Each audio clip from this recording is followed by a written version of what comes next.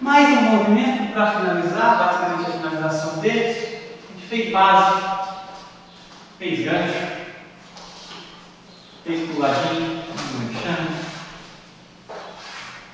revoadinho, grampeador e desce, abre, volta e sai. De novo, mais uma vez, como é que faz isso?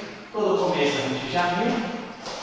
O puladinho a gente já viu, o grampeador a gente já viu, e agora desce a dama, vai dar suporte, dama segura, desce, volta de novo e acaba. Mais uma vez, puladinho,